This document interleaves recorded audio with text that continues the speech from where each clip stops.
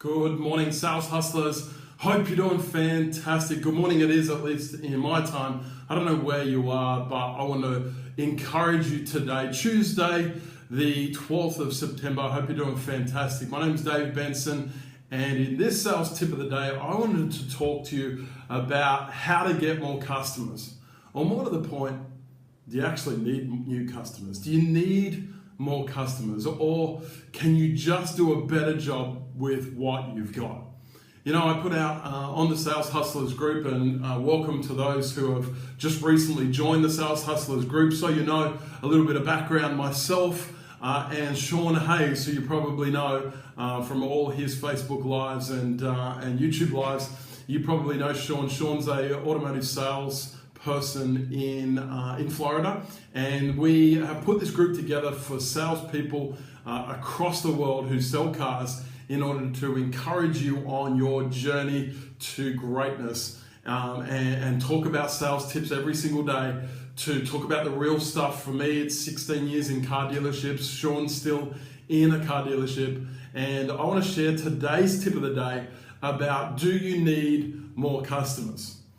I put a thing out there last week saying, what's the number one thing that you need and that I can help you with in order to improve your sales ability.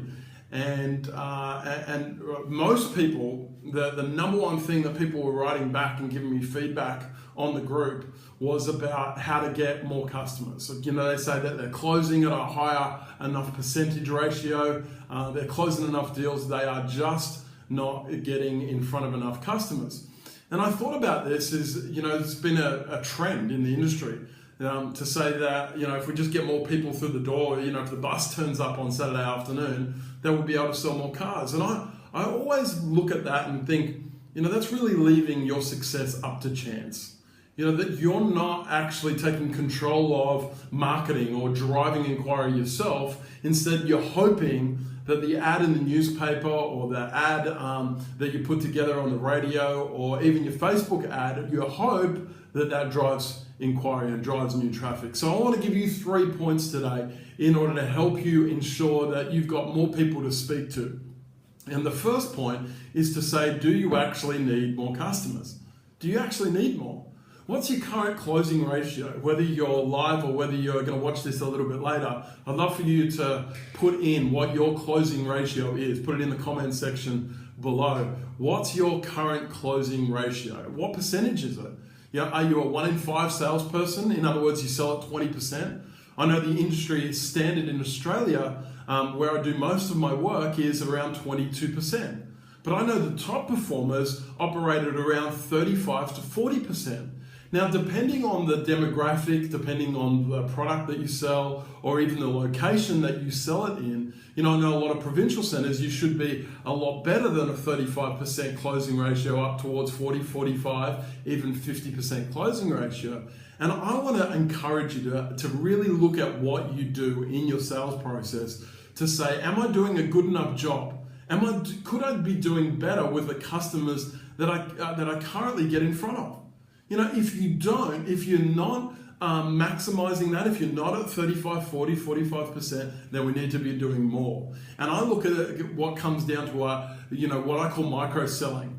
In other words, stop focusing on selling the next car and just sell part of the process. In other words, no pressure, but take every single customer on a test drive. It's very simple. We know that bums on seats sell cars. But what's your closing ratio based on your test drive ratio? I'm sure it's quite high. It should be 50, 60, 70%. So I know that if I get more appointments in the dealership and I take them for a demonstration test drive, then there's a better chance that I'm going to sell that person the car. So stop trying to sell and start trying to offer customers obligation-free valuations, obligation-free test drives, and just get them through part of your sales process. Work out, measure the statistics of what you know works. And for me, I know that test drives sell cars, and a good test drive should be somewhere between 25 minutes and half an hour, depending on our client, but it should be the highest point of emotional connection between the customer and your car. And so my first point of the day is to stop focusing on, oh, I hope I can get more customers in. Dave, how can I get more customers in? What can I do to drive more inquiry? And just focus on the customer that you've got. How do you roll the red carpet out for them? How do you do something different than all the other salespeople at other dealerships that they've visited? What do you do differently? If you can't quantify that, if you can't actually write down what are the things that stand you out from other salespeople, well, then you're just blending in. And I know that competition is a killer, right? When you start to compete, when you start to do the same thing as everybody else, what you're going to play is the fastest to the bottom game. And so you need to measure your closing ratio, work out, are you at where you could be? Are you at your potential? Do you know how to overcome some of the toughest objections, like I want to speak to the spouse or I want to speak to the accountant? Do you have word tracks and do you have things that roll off your tongue that not overcome it, but just help the customer think more rationally about what they're doing?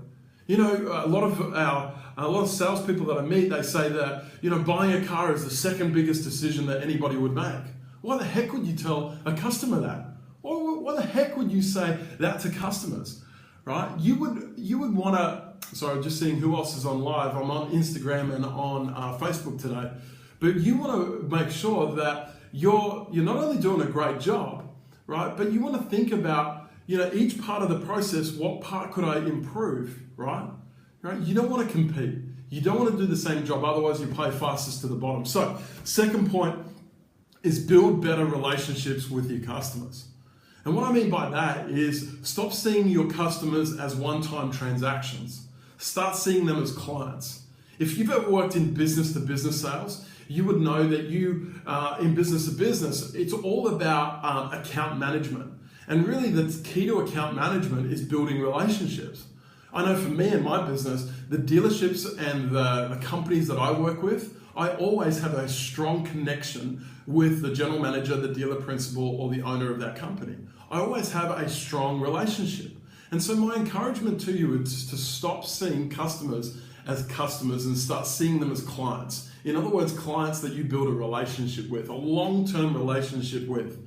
That means you continue to give them a call, see how they're going, have a chat to them, talk to them about their kids. You might find some common ground and you end up going to the football with them or whatever it might be, or send them a text message when their football team wins. You probably want to connect with them on social media.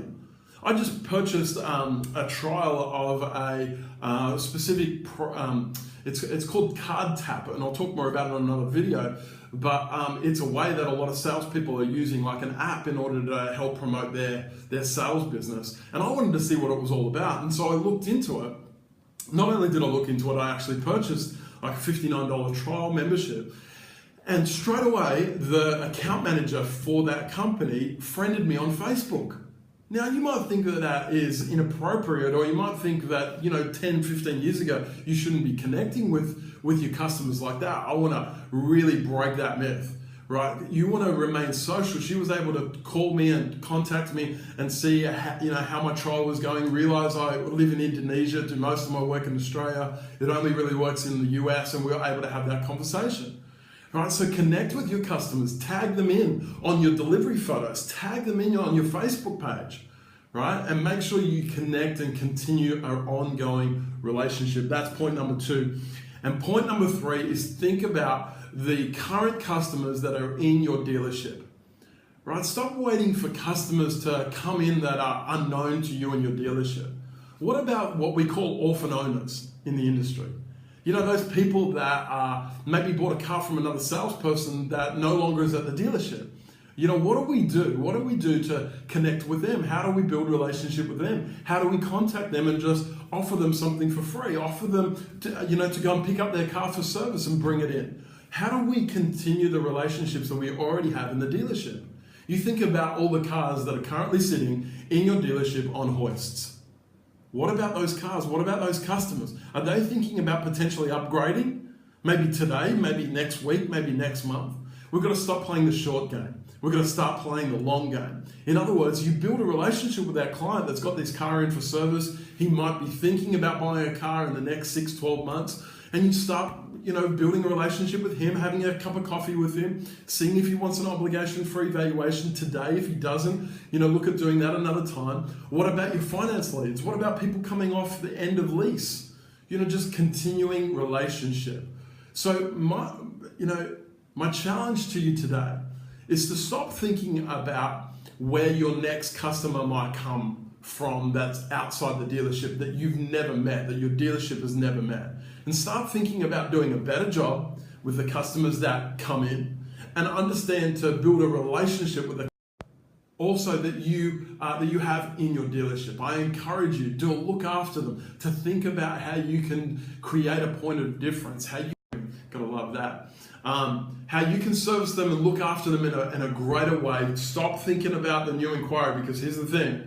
The customer that comes in that's never met you before is a whole lot harder to close than somebody that you've already got a relationship with. Think about repeat and referral business. Think about how you can cultivate relationships for the long term. I'm Dave Benson. Thanks for joining me on another sales tip of the day. Make sure you join the Sales Hustlers group. Hey, and invite all your dealership friends, salespeople, sales managers.